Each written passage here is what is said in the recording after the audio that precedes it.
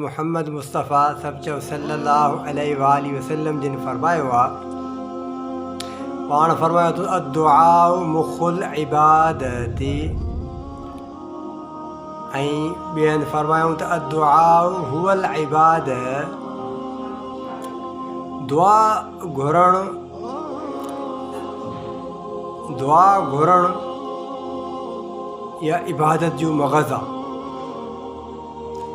ऐं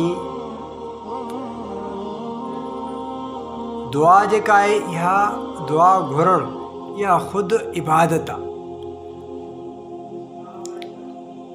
दुआ घुरण ख़ुदि इबादत आहे।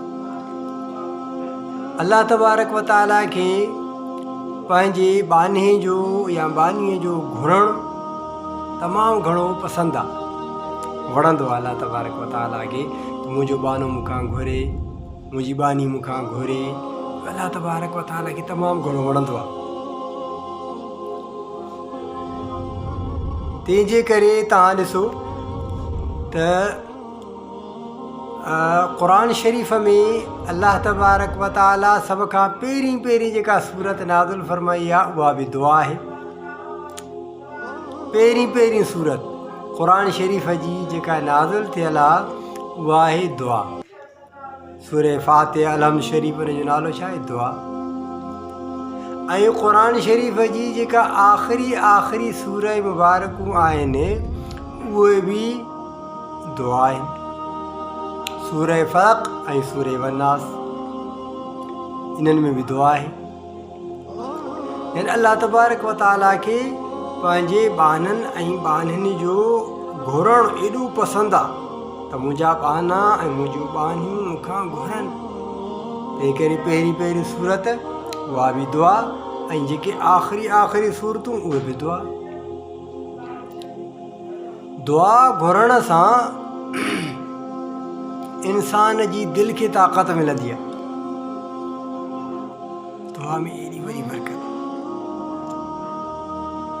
ऐं दुआ घुरण जे लाइ को बि शर्त कोन्हे को रखियलु। दुआ घुरण जे लाइ को बि शर्त न आहे रखियलु। इहो कीअं? ॾिसो, निमाज़ पढ़ण जे लाइ शर्त आहे त कपिड़ा पाक हुजनि, जिस्म पाक हुजे, जॻह पाक हुजे, शर्त आहिनि। क़ुरान शरीफ़ पढ़ण जे लाइ शर्त आहे त भई इंसान जो जिस्म पाक हुजे। इहो क़ुरान शरीफ़ पढ़ण जे लाइ शर्त आहे। इंसान जो जिस्म पाक हुजे ऐं हुनखे वुज़ू बि हुजे। ऐं निमाज़ पढ़ण जे लाइ इहा शर्त मां तव्हांखे ॿुधायां। रोज़े रखण जे लाइ बि शर्त आहे त औरतूं काफ़ी जेके आहिनि पंहिंजे मख़सूस अयामनि में रोज़ा नथी रखी सघनि। पर दुआ घुरण जे लाइ त को शर्त ई न आहे।